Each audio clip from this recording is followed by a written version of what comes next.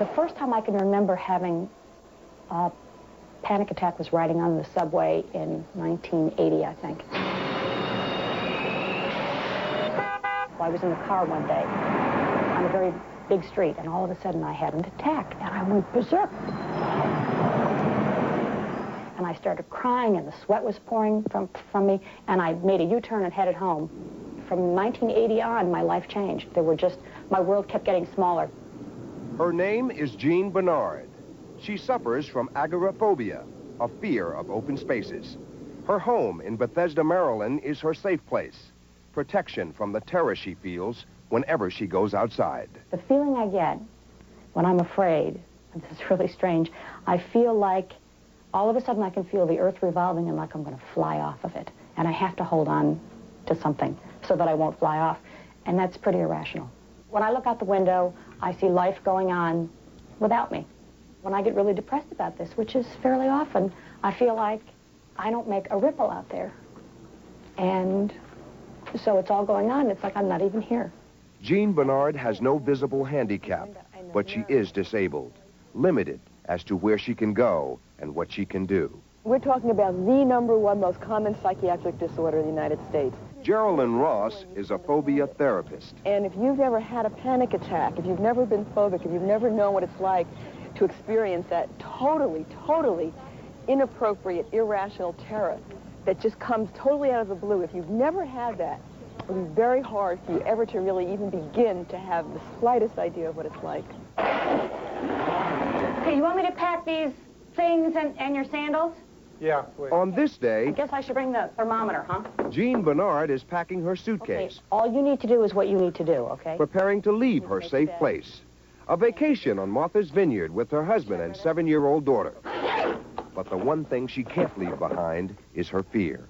For when I go out onto the beach, because it's such an open, unenclosed area, I got myself, it's not really a tent. It's almost like a lean-to. It goes, the thing that I'm most afraid of is that I will be somewhere that is not a safe place. And the beach is just sand and water and sky. And all of a sudden, I would feel panic, and I would have no place to go. So if I feel sheltered by the tent, then I won't be as anxious. I'm hoping that's going to work that way. Oh, poor baby. You want to give everybody a kiss goodbye? I feel like a failure because I can't do what everybody else does. Okay.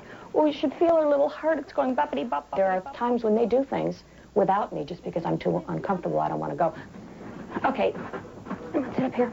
I'll try not to hurt you, okay? I know sometimes it hurts. Do we have anything we can bring in the car for a snack for her? I feel that I'm a bad mother because I can't do the things that other moms do. I can't take my daughter to ballet lessons, tap dancing lessons, piano lessons, all those things that little girls do after school. You're all packed. And I also think it's an attitude of she's going to look at me as someone who's afraid. And I don't want it to be that way. This is my handy tent.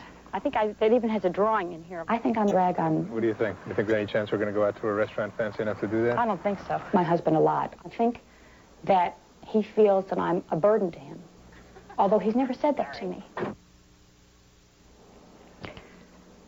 Sometimes when I'm really, really depressed, I do feel like I would be better off dead. Does this disease affect more women than men?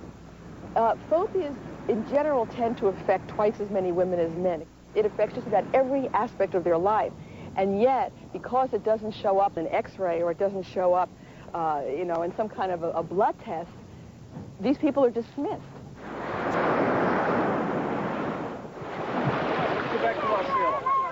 Larry? Is it cold? On the beach, there is no vacation from the fear of open spaces.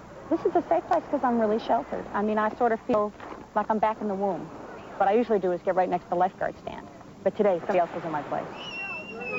Do you think it would be okay for you to leave this safe place and maybe walk a little bit with me along the beach here?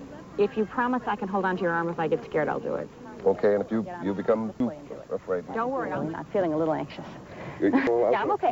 I'm just a little anxious.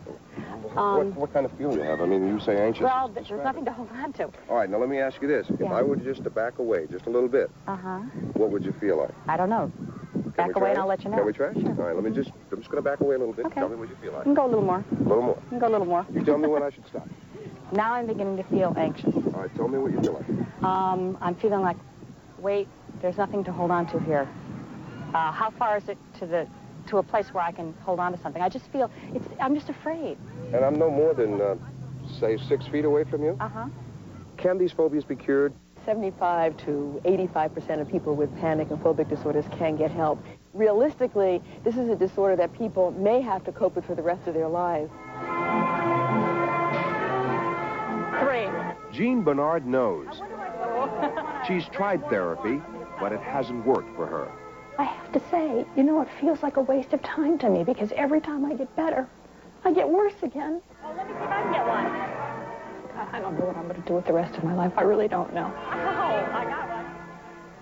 You know, sometimes when I wake up in the middle of the night, I just lie there in bed and I think, you know, your life could be so great. You know, you could be doing so many things with it. It could be so wonderful. And I just lie in bed feeling scared to death. You know, when you're this way for as long as I've been, it's really hard to imagine yourself being any other way.